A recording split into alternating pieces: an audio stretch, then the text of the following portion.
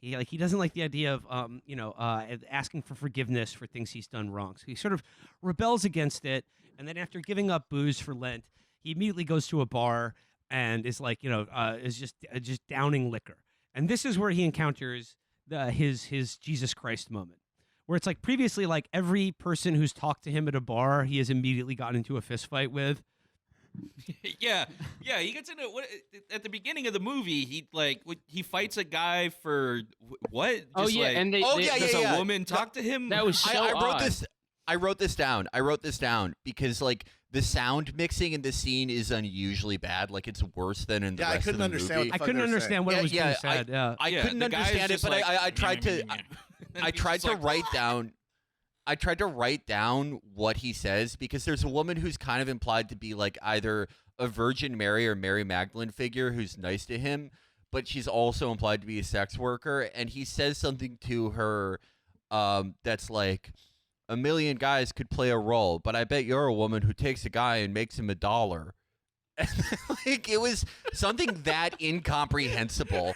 I had to write it down like from memory just because it was like, what the fuck was that? Like the combination of the sound mixing and the accent, and then some other guy like says like, oh, I bet she could make $1 because she's a hooker, and Wahlberg beats the shit out of him and is arrested for the like 50th time in 20 minutes. Also, that guy who talks to him in the bar talks shit. They cloak his face in darkness like he's gonna be like Iron Man at the end of the Hulk movie, but he's nobody. They just don't show his face. Yeah, a very strange choice. That honestly is what it's like. It's like they just blacked out his entire face. It was the devil. They couldn't afford another black actor.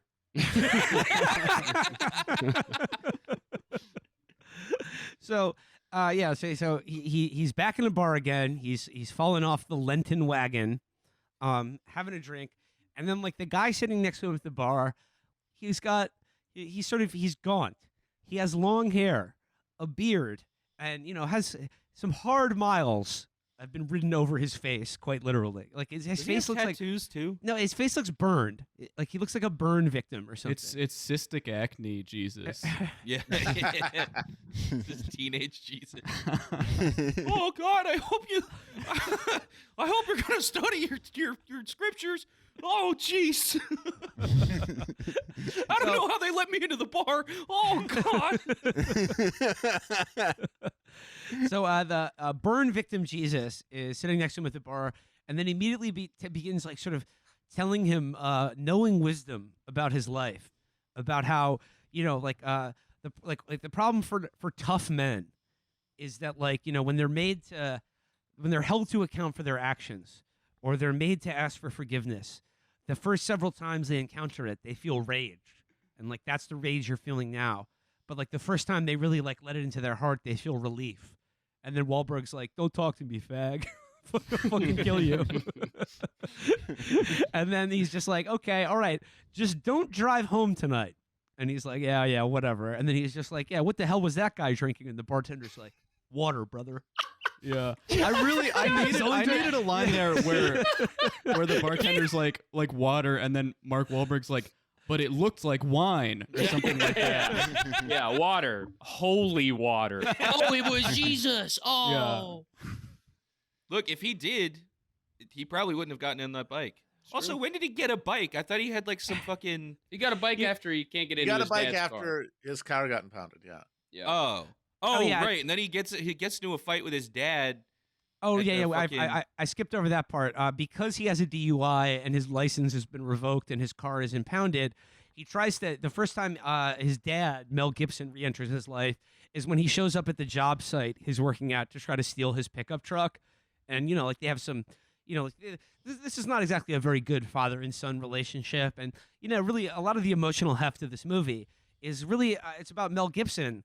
It's not about the real father and son here is not God and Jesus Christ. It's Mel Gibson and Father Stu. But, rather than letting his son be martyred on the cross to redeem the sins of all humanity, Father Mel Gibson won't even let his son steal his pickup truck to go to an audition.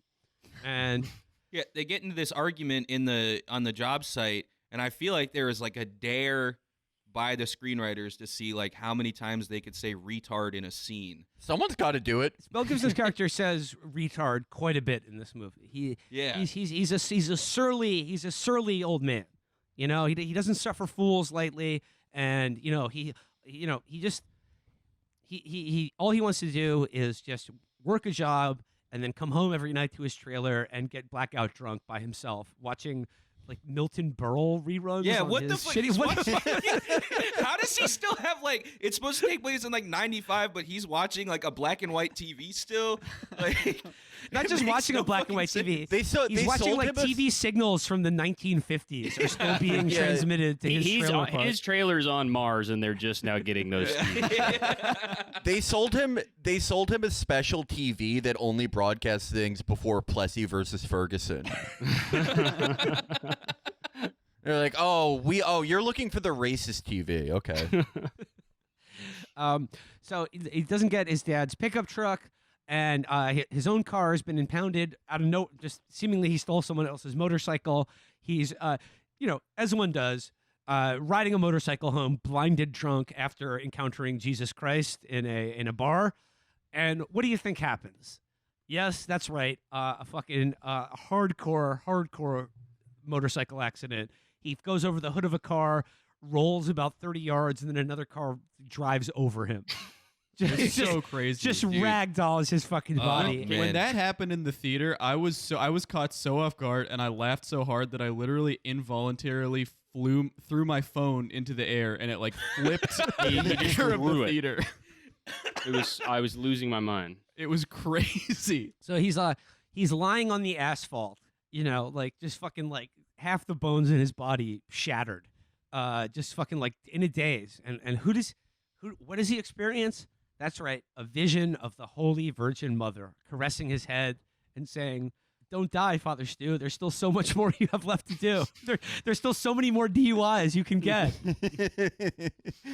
And yeah, like this is his, this is the real come to Jesus, because up until now he had just been getting baptized to like get laid, but now that he's like had a serious life-threatening accident, then he's like the Catholic light goes off in his head, but not before he does deflower his girlfriend and desecrate her vows to the church in front of God. But to be fair, it was her who pushes it on him. And he feels bad afterward. Yeah. He's got to go confess it. And that's his first true confession, is like he feels guilty for letting his girlfriend have sex with him because, he wants to marry him. And, that confession seems more like a brag. Yeah, it's kind of like St. Augustine's Confessions.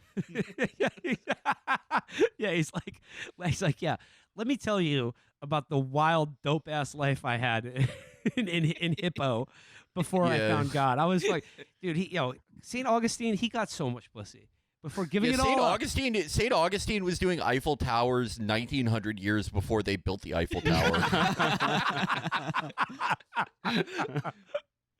My favorite, I had to one read. day they're going to build something to memorialize this. I like that. This is an aside, but Augustine, the closest real life figure to Father Stu, there's a lot of stuff about him fucking, like he fucks several married women, and then he's like, and then the worst thing, I saw these pears on a tree and I just took them.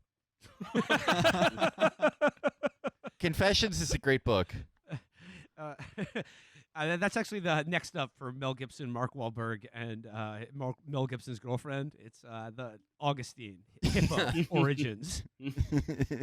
Yeah, I mean, any way that they can do like just dirty grandpa but make it Catholic, I think they will.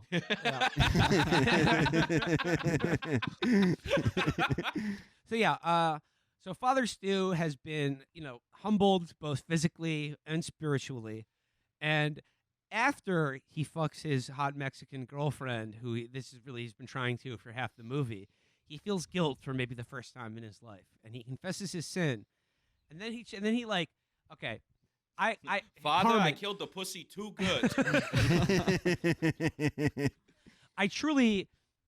the movie is about Father Stu's, his Christ-like tribulations on the way to becoming a priest and all the things that he had to suffer to, come to Jesus Christ. I truly think the person who suffered most in this movie is Carmen. the girlfriend character. Man, she gets Absolutely. owned so bad. Because like not only did she sin before God and had sex with her boyfriend before marriage, only with the classic Catholic girl strategy of giving him a little taste, but just be like, once you bought in, you really gotta marry me. But like this is what you have to look forward to. So just you gotta a little give and take here, Free sample. So he takes her out to a nice lunch and he's like, This is the first place you ever told me you believed in me. And she's like beaming. She's like, yes, this is why you brought me here. All right, gonna see that ring. And then he's like, I gotta tell you something. I'm thinking of becoming a priest. I'm joining the priesthood. She's like, what? You motherfucker. You absolute piece of shit. You worm your way into my fucking pants with this religious devotion. And now you're going to use that same religious devotion to just, I don't know, deflower me, throw me in the gutter, and take a fucking vow of celibacy for the rest of your life, you fucking asshole. And then he's just like, it's hard for me too. Trust me. But yeah, no, Carmen, God, really, just she is the one who most nobly suffers in this movie. Stu becomes a priest to try and escape her. Well, that's what I say. It has to be that because they don't. Besides the accident, they don't show him having like any actual like spiritual connection or like kind of reason to become a priest. So it's either brain damage or he's trying to get away from this bitch so hard. I think it has to be that. Yeah. Because he didn't. I don't think that Stu knew that was Jesus. I think he just thought it was an ugly guy. No, I don't think he knew that he was having a spiritual. And he experience. thought Mary was like the fucking the mango stand lady. Yeah. Yeah. They do make the mango. Their Mary look exactly like Carmen though. I don't think they do. I don't. What you talking about? I did not notice that either, Patrick. Yeah. Interesting. Maybe I was just tired. I'm sure it was you being tired. Yeah. So obviously his near-death experience and now newfound religious devotion.